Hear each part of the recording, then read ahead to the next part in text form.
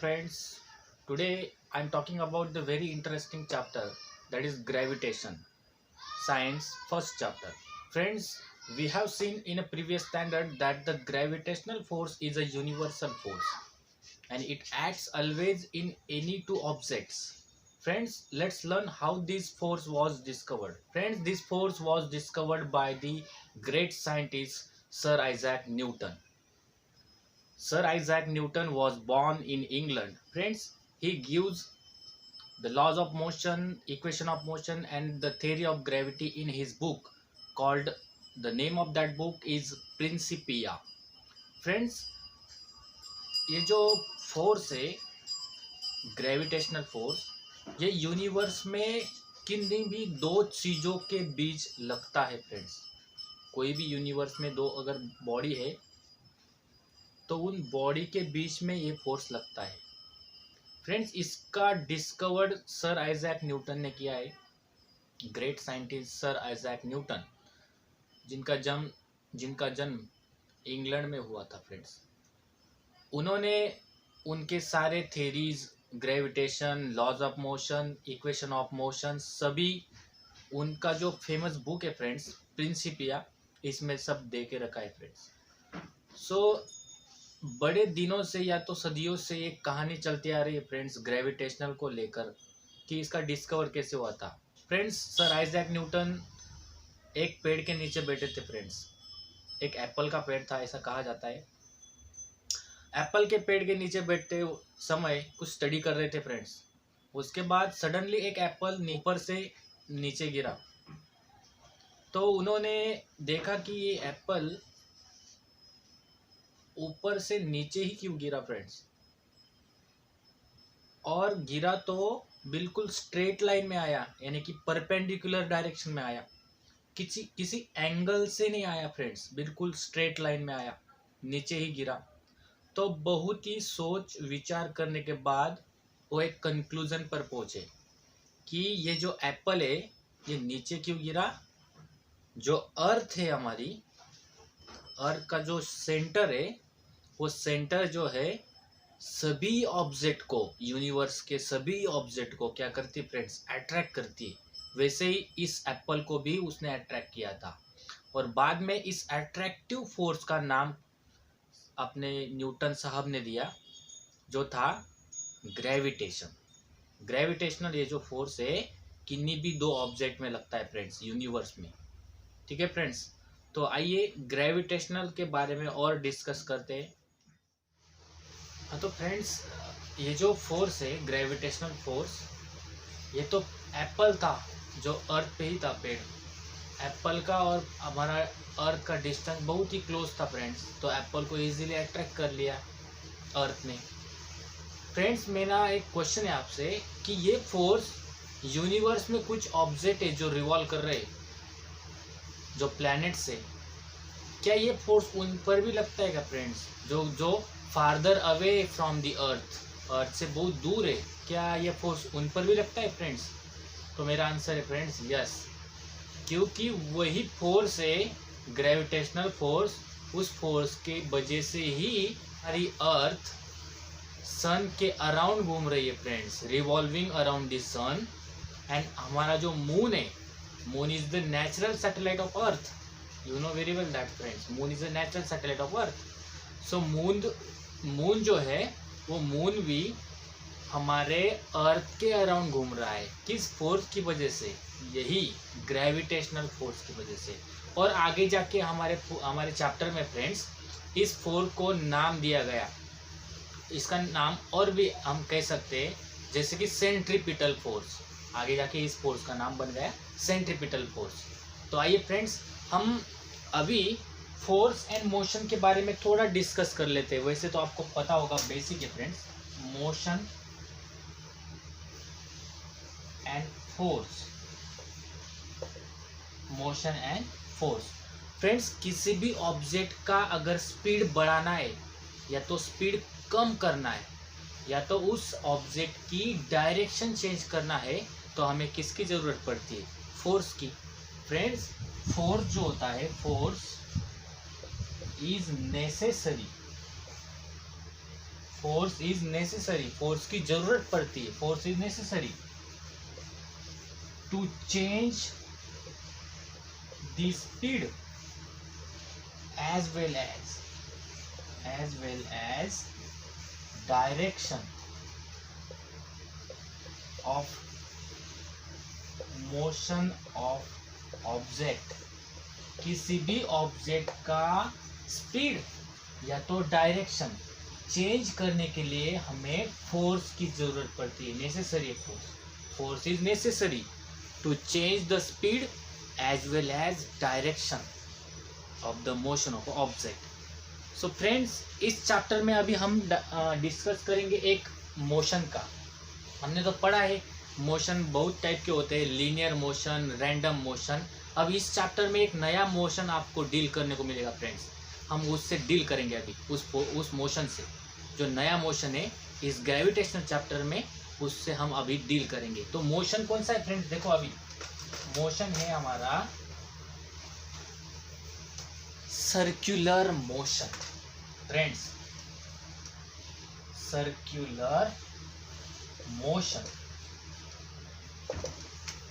Friends, ये जो motion है, आप अगर नाम उसका पढ़ोगे तो आपको पता चल जाएगा कि मोशन है, पर कैसा? सर्कुलर, सर्कल में। यानी कि कोई भी ऑब्जेक्ट अगर सर्कल में मूव हो रहा है, सर्कल के अलोंग मूव हो रहा है, तो ऐसे मोशन को कहोगे friends circular motion. Friends, definition अगर एग्जाम में आई तो लिखता आना चाहिए फ्रेंड्स। क्या लिखोगे देखो? Motion of object along the circular path. Friends, motion होगा ऑब्जेक्ट का, मोशन होगा ऑब्जेक्ट का, पर किसके अलोंग? किसके अलोंग? सर्कुलर पाथ में, सर्कल में होगा, सर्कल में होगा। फ्रेंड्स, एग्जाम्पल अगर देने होंगे सर्कुलर मोशन के, तो फ्रेंड्स एग्जाम्पल है motion of earth around the sun and friends motion of moon around the earth. ये दोनों एग्जाम्पल जो है ना, ये सर्कुलर मोशन के फ्रेंड्स। ठीक है फ्रेंड्स, तो सर्कुलर मोशन ऐसा मोशन जो ऑब्जेक्ट मूव होता है या तो रिवॉल्व होता है सर्कुलर पाथ में। ठीक है फ्रेंड्स, तो ऐसे मोशन को कहोगे फ्रेंड्स सर्कुलर मोशन। हमारे बुक में फ्रेंड्स, हमारे बुक में एक और टर्म देके रखी है फ्रेंड्स, सर्कुलर मोशन के साथ साथ एक और टर्म है, उसको हम डील करेंगे friends, centripetal force. Centripetal force friends, centripetal force पढ़ने से पहले मैं आपको एक बात बता देता हूँ। अगर कोई ऑब्जेक्ट सपोज कीजिए एक ऑब्जेक्ट है जो सर्कल में घूम रहा है, रिवॉल्व कर रहा है सर्कल में। फ्रेंड्स, इसकी जो वेलोसिटी होती है, ये ऑब्जेक्ट की वेलोसिटी और उसकी जो डायरेक्शन होती है, वो डायरेक्शन एग्जैक्टली कैसी होती है फ्रेंड्स? टेंजेंशियल। टेंजेंशियल यानी कि कैसी? रेडियस से परपेंडिकुलर 90 की डिग्री। देखो 90 डिग्री बनाएगा। अगर ये पार्टिकल घूमते घूमते घूमते इधर आ गया, अब इधर इसकी वेलोसिटी की डायरेक्शन किधर है फ्रेंड्स? टेंजेंशियल, यानी कि रेडियस से बिल्कुल परपेंडिकुलर। फ्रेंड्स, ये पार्टिकल घूमते घूमते सपोज यहाँ पे आ गया, अभी इधर से किधर होगी इसकी डायरेक्शन? इसकी जो वेलोसिटी है, ये वेलोसिटी की डायरेक्शन अभी इधर आ गया, तो इधर कैसे होगी डायरेक्शन फ्रेंड्स? बिल्कुल टेंजेंशियल, यानी कि रेडियस को कैसी? परपेंडिकुलर। यानी कि वेलोसिटी का डायरेक्शन कैसा होता है friends? The direction of velocity of particle, या तो उसे हम ऑब्जेक्ट कहो जो घूम रहा है, वो पार्टिकल या तो ऑब्जेक्ट जो घूम रहा है सर्कल में, उसकी वेलोसिटी की डायरेक्शन कैसी होगी? The direction of velocity of particle और ऑब्जेक्ट इज टेंजेंशियल। कैसी होगी फ्रेंड्स? टेंजेंशियल, बिल्कुल परपेंडिकुलर, रेडियस से परपेंडिकुलर। इधर आ गया पार्टिकल, तो इधर से डायरेक्शन कैसी होगी? टेंजेंशियल। सो पार्टिकल जो घूम रहा है सर्कल में, उसकी वेलोसिटी की डायरेक्शन कैसी होगी फ्रेंड्स? ये वर्ड ध्यान में रखो, टेंजेंशियल। कैसी? टेंजेंशियल। फ्रेंड्स कोई भी पार्टिकल अगर सर्कल में घूम रहा होगा तो उसका वेलोसिटी का डायरेक्शन कैसा होगा, टेंजेंशियल। अच्छा तो फ्रेंड्स अभी जो हमारा टर्म है सेंट्रीपिटल फोर्स, ये इसको डिस्कशन कर ले। फ्रेंड्स लिखना हो तो स्क्रीनशॉट ले लीजिए जल्दी से, फिर बढ़ते हम सेंट्रीपिटल फोर्स की तरफ। आई होप फ्रेंड्स आपने लिख लिया होगा। तो फ्रेंड्स हम अभी सेंट्रीपिटल फोर्स के बारे में डिस्कस करेंगे। अभी जो पार्टिकल है फ्रेंड्स, अभी जो पार्टिकल है, सबसे पहले हम सेंट्रीपिटल इस वर्ड को हम थोड़ा इलेबोरेट करते हैं फ्रेंड्स। सेंट्री यानी कि सेंटर, सेंट्री यानी कि सेंटर, एंड पिटल यानी कि सीकिंग। सेंटर सीकिंग फोर्स है फ्रेंड्स से, यानी कि सेंटर की तरफ जाने वाला फोर्स, सेंटर की तरफ जाने वाला। यानी कि सपोज कीजिए फ्रेंड्स ये पार्टिकल है, ये घूम रहा है, अभी इस पर एक फोर्स एक्ट कर रहा है।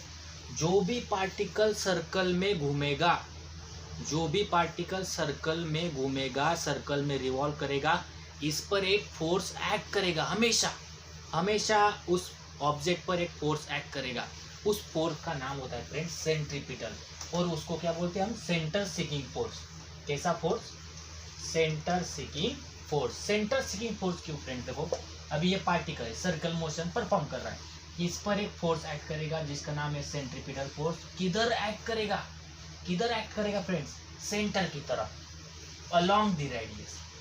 पार्टिकल मूव होते होते होते होते इधर आया, अभी भी इस पर एक फोर्स है सेंट्रीपिटल फोर्स, किधर एक्ट करेगा, सेंटर की तरफ, अलोंग द रेडियस। पार्टिकल इधर पहुंच गया, अभी इधर से भी इसके और एक फोर्स एक्ट कर रहा है सेंट्रीपिटल, किधर, सेंटर की तरफ, इधर सेंटर की तरफ। सो हमेशा ध्यान में रखिए फ्रेंड्स, जब भी सर्कुलर मोशन होगा उस पार्टिकल पर जो मोशन कर रहा है, जो पार्टिकल सर्कुलर मोशन कर रहा है, जो ऑब्जेक्ट घूम रहा है सर्कल में, उस ऑब्जेक्ट पर एक फोर्स होगा, उसका नाम है फ्रेंड्स सेंट्रीपिटल फोर्स। और वो फोर्स हमेशा किधर एक्ट करेगा, सेंटर की तरफ और अलोंग द रेडियस, यानी कि फोर्स का नाम है friends centre seeking force. So friends centripetal force is always acts, हमेशा एक्ट करेगा, ऑलवेज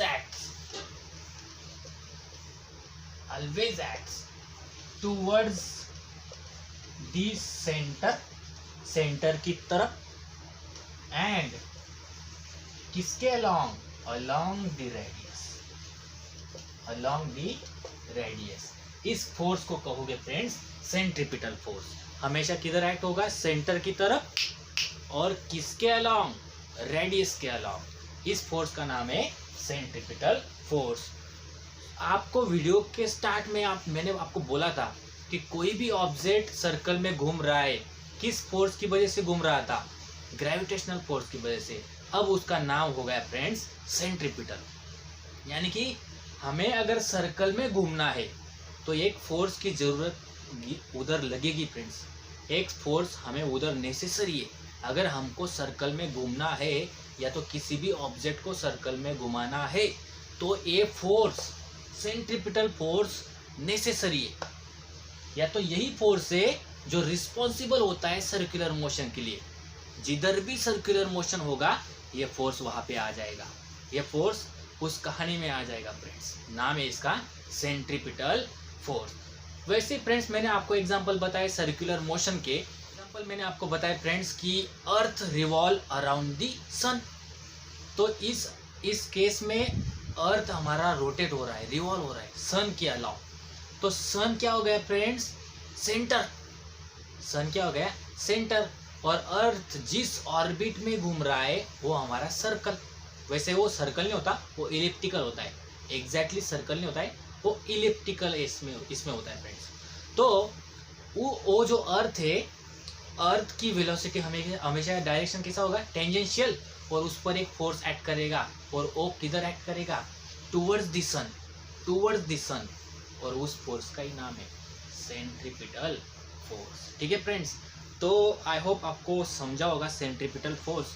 तो आगे बढ़ते हैं फ्रेंड्स, अभी जो हमारा टॉपिक है केपलर्स लॉ। ठीक है फ्रेंड्स, हाँ तो फ्रेंड्स अभी हम पढ़ेंगे केपलर्स लॉ।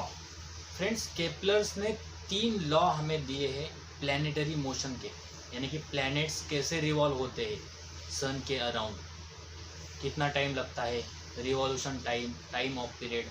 सो इन सब लॉ हमें केपलर्स ने दिए।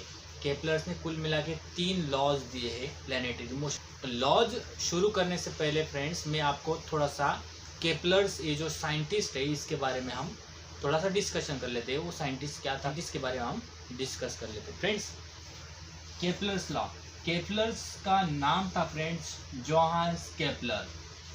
उसका जो पीरियड था friends 1571 to 1630।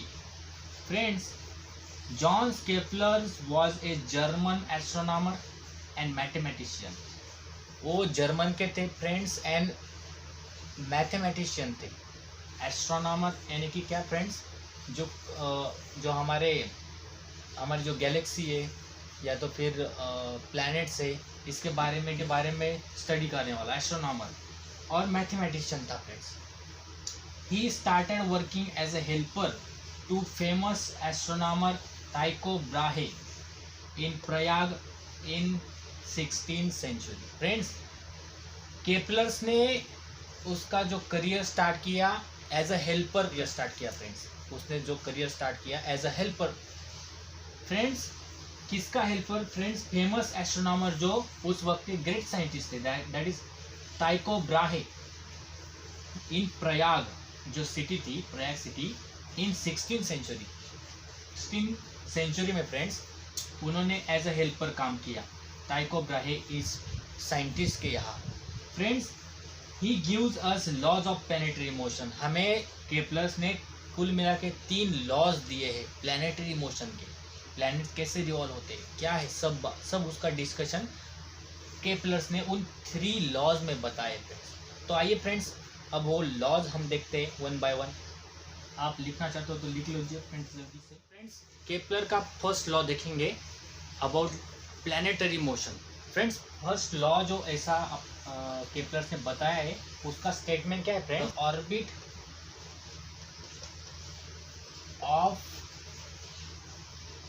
Of a planet is an ellipse with the sun at one of the focus। Friends जो प्लैनेट ऑर्बिट में घूमते हैं, रिवॉल्व करते हैं, वो जो ऑर्बिट है, वो ऑर्बिट कैसा है फ्रेंड्स? इलिप्स। इलिप्स यानी कि क्या फ्रेंड्स? फ्रेंड्स ये देखो, ये होता है इलिप्स और फ्रेंड्स ये होता है सर्कल। देखो फ्रेंड्स सर्कल और इलिप्स में डिफरेंस है। तो फ्रेंड्स इलिप्स यानी कि कैसा? ऐसा फ्रेंड्स इलिप्स। और जो पार्टिकल जो प्लैनेट्स है जो घूम रहे हैं, उनका ऑर्बिट कैसा है फ्रेंड्स? इलिप्स। और विद द सन एक फोकस का काम कर रहा है, यानी कि सन इधर कुछ होगा। सपोज कीजिए फ्रेंड्स ये सन है और एक प्लैनेट है, ये प्लैनेट है जो घूम रहा है। सन एक फोकस का काम कर रहा है और सारे प्लैनेट्स ऑर्बिट में घूम रहे हैं। और ऑर्बिट में घूम रहे हैं, वो ऑर्बिट कैसा है फ्रेंड्स? इलिप्टिकल। कैसा है फ्रेंड्स? इलिप्टिकल। जैसे कि ये फिगर देखो फ्रेंड्स, ये देखो फिगर, इसमें देखो सारे जो कोई प्लैनेट्स है सन के अराउंड घूम रहे हैं और सभी का ऑर्बिट देखो फ्रेंड्स कैसा है? सभी का ऑर्बिट देखो फ्रेंड्स कैसा है? इलिप्टिकल। सो फ्रेंड्स पहला केपलर्स ने लॉ बताया था कि प्लैनेट जो रिवॉल्व करते हैं ऑर्बिट में, वो ऑर्बिट कैसा है? इलिप्टिकल। और सन एक फोकस का काम कर रहा है, sun is at one of the focus. ठीक है फ्रेंड्स, ये था पहला लॉ केपलर का, केपलर फर्स्ट लॉ। क्या था friends statement? The orbit of a planet is an ellipse with the sun at one of the focus. सभी planet orbit में घूमते हैं और वो जो ऑर्बिट्स है वो कैसे शेप उनका कैसा है? शेप उनका शेप कैसा है फ्रेंड्स? Ellipse, elliptical. और सन क्या काम करता है?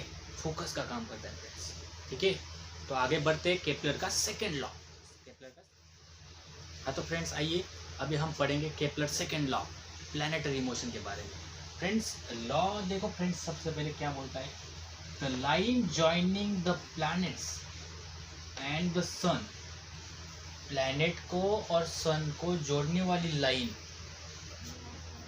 Sweeps equal area in equal interval of time. Friends इसको मैं आपको बहुत अच्छे से समझाऊंगा। देखो फ्रेंड्स, अभी हमने पढ़ा कि ऑर्बिट कैसा होता था, इलिप्टिकल। ऑर्बिट कैसा है फ्रेंड्स, इलिप्टिकल। और एक सपोज कर लेते फ्रेंड्स, ये हमारा सन है, सन,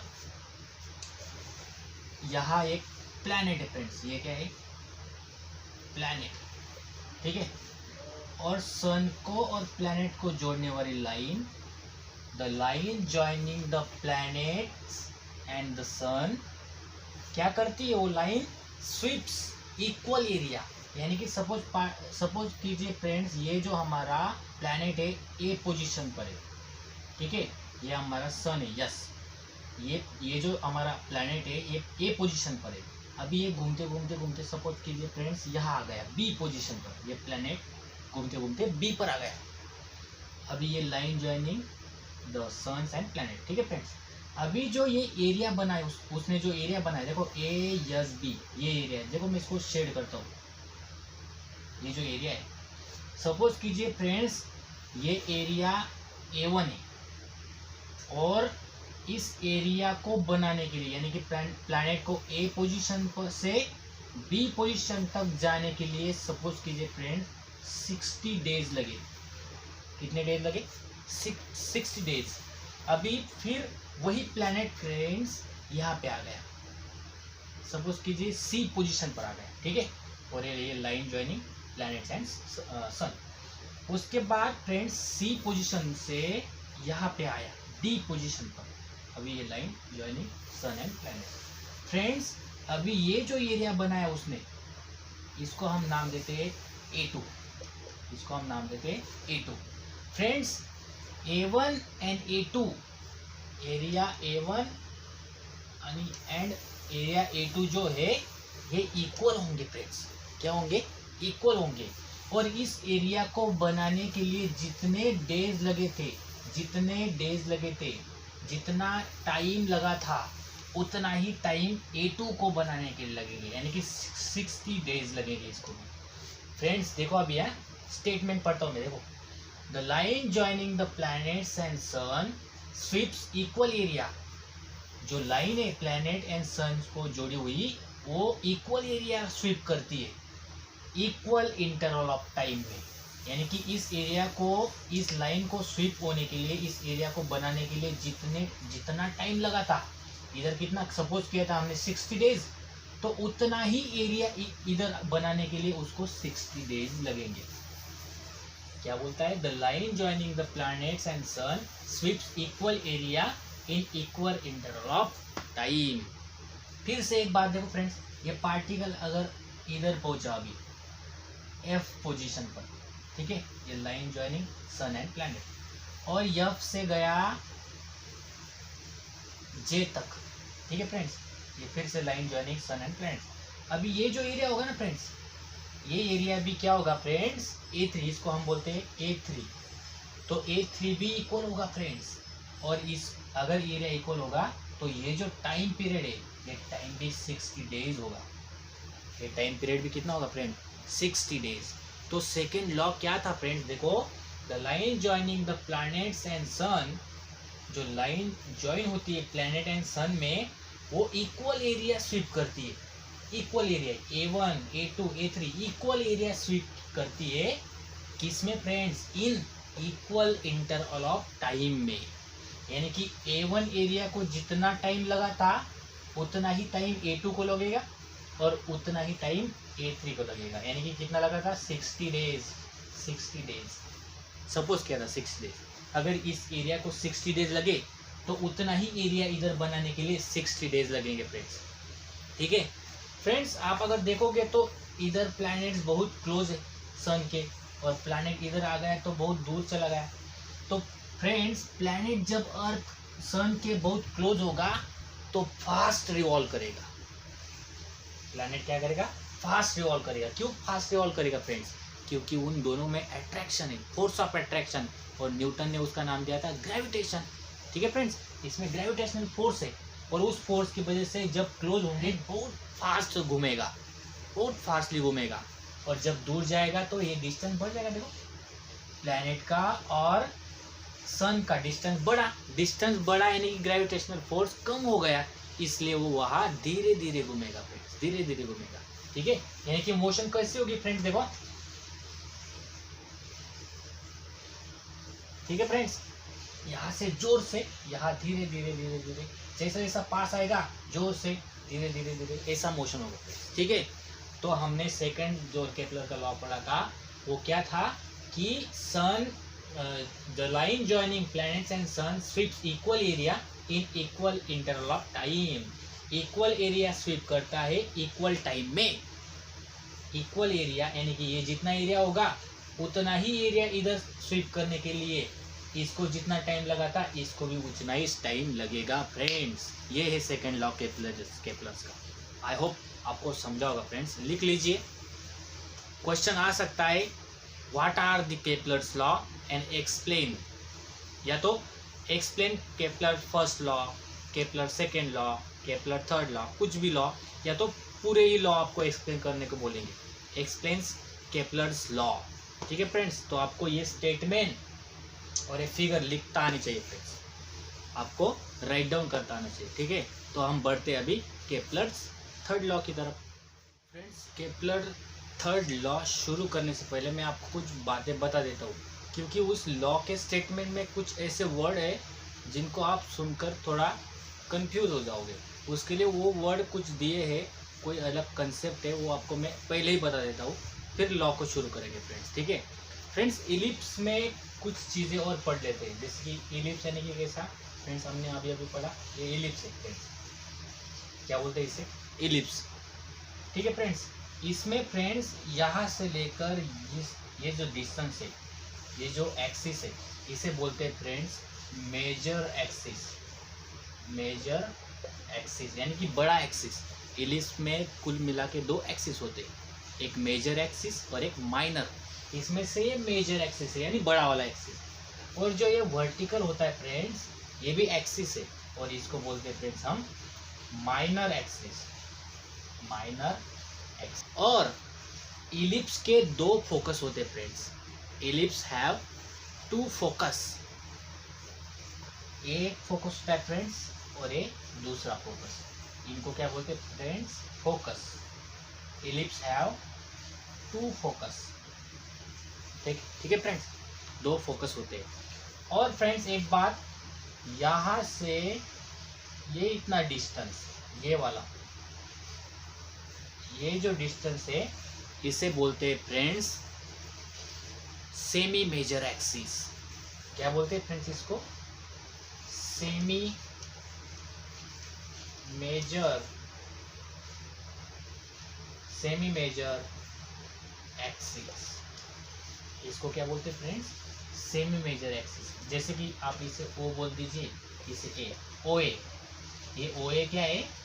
सेमी मेजर एक्सिस। ये OA जो है फ्रेंड्स फिगर में, इसे बोलते हैं सेमी मेजर एक्सिस। इधर हमने अगर इसको C बोल दिया तो OC भी क्या हो गया फ्रेंड्स? Semi major axis. ठीक है फ्रेंड्स, तो कुल मिला के इलिप्स में दो एक्सिस होते हैं। एक होता है बड़ा वाला मेजर एक्सिस, जो वर्टिकल होता है, वो जो छोटा होता है उसे माइनर एक्सिस बोलते हैं। मेजर एक्सिस के दो हाफ अगर किए जाए, मेजर एक्सिस के अगर दो हाफ किए जाए तो एक हाफ को बोला जाता है ये, यानी कि ये, इसको बोलते हैं सेमी मेजर एक्सिस, और इधर भी जो होता है उसको भी बोलते हैं हम सेमी मेजर एक्सिस। कुल मिला के इलिप्स में कितने फोकस होते हैं फ्रेंड्स? टू फोकस होते हैं, 1 एंड 2। और जो हमारा सन होगा इन्हीं दो फोकस में आएगा फ्रेंड्स, सिचुएट होगा। ठीक है फ्रेंड्स, और प्लैनेट्स इस इलिप्टिकल ऑर्बिट में रिवॉल्व करेंगे। ठीक है, तो फ्रेंड्स अब हम जाएंगे। हाँ तो फ्रेंड्स ये हो गया इलिप्स के बारे में, अभी ये कंसेप्ट हो गया इलिप्स के बारे में। आप अगर लिखना चाहते हो, हाँ तो फ्रेंड्स ये हो गया इलिप्स के बारे में। आप अगर लिखना चाहते हो तो इसको लिख लीजिए। फिर हम बढ़ेंगे प्लानिटरी थर्ड लॉ के और कुछ कंसेप्ट में। इलिप्स हो गया, अभी और एक बात, ठीक है फ्रेंड्स, लिख लीजिए जल्दी से। केपलर थर्ड लॉ का और एक कंसेप्ट आपको बता देता हूँ फ्रेंड्स। यहाँ पे वहाँ उस लॉ में एक वर्ड आया friends, period, period of revolution, period of revolution. ये केपलर थर्ड लॉ नहीं पढ़ रहे हम, उसमें कुछ टर्म पढ़ रहे। केपलर थर्ड लॉ अभी बाकी है फ्रेंड्स। सबसे पहले ये चीजें समझ लो। सो पीरियड ऑफ रिवॉल्यूशन, इसको हम डिनोट करते हैं कैपिटल टी से। किससे करते हैं फ्रेंड्स? कैपिटल टी से। एक्चुअली ये पीरियड होता क्या है फ्रेंड्स, तो एक बात बताता हूँ। कोई भी ऑब्जेक्ट अगर सर्कुलर मोशन परफॉर्म कर रहा है या तो गोल घूम रहा है, यहाँ से स्टार्ट हुआ और घूम के फिर से वहां आया, इसको बोलते हैं friends one revolution. One revolution क्या बोलते हैं फ्रेंड्स इसको? वन रिवॉल्यूशन, यानी कि वन चक्कर। सिंपली अगर बताया तो फ्रेंड्स, एक चक्कर यहाँ से घुमा फिर से वहां आ गया, इसको बोलते हैं वन चक्कर, वन रिवॉल्यूशन। फिर से गया तो टू रिवॉल्यूशन, फिर एक रिवॉल्यूशन, थ्री रिवॉल्यूशन। तो इसको एक हम बोलते हैं रिवॉल्यूशन, यानी कि एक कंप्लीट चक्कर को हम बोलते हैं फिजिक्स लैंग्वेज में रिवॉल्यूशन। ठीक है फ्रेंड्स, तो पीरियड के बारे में हम डिस्कशन करेंगे। पीरियड, तो ये पीरियड होता क्या है? देखो फ्रेंड्स, किसी भी ऑब्जेक्ट को एक कंप्लीट रिवॉल्यूशन करने के लिए लगने वाला टाइम। फिर से एक बार friends, come on one more time friends, देखो किसी भी ऑब्जेक्ट को एक कंप्लीट चक्कर, एक कंप्लीट रिवॉल्यूशन करने के लिए कितना समय लगता है, यानी कि वो उसका पीरियड।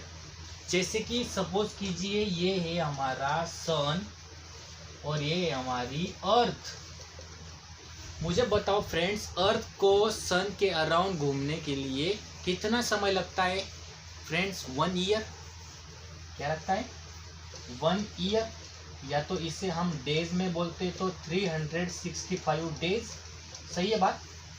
अर्थ को सन के एक चक्कर कंप्लीट, एक रिवॉल्यूशन, अर्थ को सन के एक रिवॉल्यूशन कंप्लीट करने के लिए कितने डेज लगते हैं? 365 डेज, या तो हम बोलते हैं 1 ईयर। तो ये 1 ईयर या तो 365 डेज हो गए फ्रेंड्स अर्थ का पीरियडिक टाइम। अर्थ का पीरियडिक टाइम, अगर किसी ने पूछा कि periodic time of earth is what, तो आप बोलोगे कि सन के अगल बगल घूमने के लिए अर्थ को कितना समय लगता है? 360 डेज या तो 1 ईयर। तो 1 ईयर या तो 360 डेज क्या हो गए? इस अर्थ का टाइम पीरियड। ठीक है फ्रेंड्स, अब चलेंगे फ्रेंड्स हम हमारे केपलर्स थर्ड लॉ की तरफ। ठीक है फ्रेंड्स, तो आइए फ्रेंड्स, अभी हम डिस्कस करेंगे केपलर्स थर्ड लॉ। फ्रेंड्स, अभी सबसे पहले इसका स्टेटमेंट क्या है फ्रेंड्स? केपलर थर्ड लॉ का ये स्टेटमेंट हमको एग्जाम में लिखना होता है, इसको हम समझ लेते पहले। The square of its period of revolution around the sun is directly proportional to the cube of mean distance of the planet from the sun। Friends, क्या है? जो प्लैनेट घूम रहा है इस इलिप्टिकल ऑर्बिट में, उसका पीरियड ऑफ रिवॉल्यूशन का square of its period of revolution. Friends, period of revolution यानी कि पीरियडिक टाइम आपको बताया किससे डिनोट करते हैं हम? कैपिटल टी से। तो square of period of revolution, square of its period of revolution, जो सन के अराउंड घूम रहा है उस प्लेनेट का, ये क्या होगा फ्रेंड्स? Directly proportional. ये क्या हो गया? Directly proportional to the cube of mean distance of planet from the earth. Friends, यहाँ पे देखो, जो प्लैनेट का मेन डिस्टेंस हमने इस सेमी मेजर एक्सिस लिया है, यानी कि ये जो डिस्टेंस है ए से डिनोट किया है, इतना डिस्टेंस। अगर प्लैनेट इधर होगा तो इस पॉइंट से इस पॉइंट तक का distance a, semi major axis. Mean distance of planet from the sun, यानी कि ए, और ए का क्या करना है फ्रेंड्स हमें? Cube of mean distance of planet from the sun. ये फ्रेंड्स केपलर का थर्ड लॉ। बुक में इसके जगह आर दे के रखा है फ्रेंड्स, यानी कि ऐसा है, T square is directly proportional to the R cube. R क्या होता है फ्रेंड्स? रेडियस होता है। मैंने आपको बोला सन अगर इधर है, प्लैनेट्स इधर है, तो ये डिस्टेंस हमेशा कांस्टेंट रहेगा क्या? अभी ये डिस्टेंस भी इतना है। प्लैनेट्स अगर इधर आया तो अभी ये देखो, ये डिस्टेंस चेंज हो गया डिस्टेंस। तो आर यानी कि रेडियस नहीं लेना है फ्रेंड्स, इसको क्या लेने का है? Semi major axis, mean distance of planet, यानी कि सेमी मेजर एक्सिस। इसको किससे डिनोट करते फ्रेंड्स? ए से। ठीक है, तो फ्रेंड्स इसमें आपको एक बता देता हूँ, अगर ए यानी कि semi major distance axis suppose 2a, और ये अगर क्यूब से बड़ा यानी कि 2 का क्यूब कितना था फ्रेंड्स? 8। तो टाइम पीरियड उसका जो टाइम पीरियड होगा फ्रेंड्स घूमने का, एक रिवॉल्यूशन कंप्लीट करने का जो टाइम पीरियड होगा वो स्क्वायर से बढ़ेगा, यानी 2 का स्क्वायर 4। तो ये बात है, अगर सेमी मेजर एक्सिस या तो mean distance of planet from the sun, ये डिस्टेंस क्यूब से बढ़ेगा, क्यूब यानी कि 2 होगा तो 8। ठीक है फ्रेंड्स, 2 होगा तो इसका क्यूब कितना होता है? 8 टाइम्स बढ़ेगा। अगर ये डिस्टेंस 8 टाइम बढ़ेगा तो टाइम पीरियड यानी कि एक रिवॉल्यूशन कंप्लीट करने के लिए उस प्लैनेट को, उसका भी टाइम डबल होगा फ्रेंड्स, स्क्वायर से बढ़ेगा। जैसे कि फ्रेंड्स अभी ये डिस्टेंस 3, तो 3 का क्यूब कितना होता है फ्रेंड्स? 27। 3 का क्यूब कितना होता है फ्रेंड्स? 27। तो पीरियडिक टाइम कितने से बढ़ेगा? स्क्वायर से, यानी टी का स्क्वायर कितना हो जाएगा फ्रेंड्स? 9 से। समझ रहे फ्रेंड्स आप?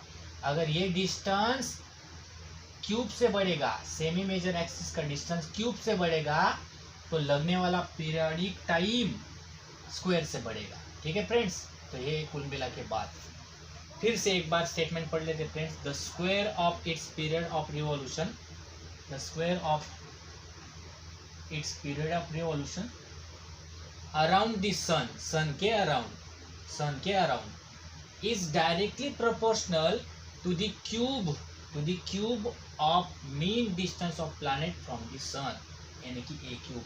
ये आपको ध्यान में रखना है friends, t square is directly proportional a cube. I hope friends आपको समझा होगा। लिखना चाहते हो तो स्क्रीनशॉट ले लीजिए। फिर हम इस वीडियो को यहाँ पे ख़त्म कर दें फ्रेंड्स। इस वीडियो को लाइक कीजिए, शेयर कीजिए, अपने फ्रेंड्स में उसको डिस्ट्रीब्यूट कीजिए फ्रेंड्स।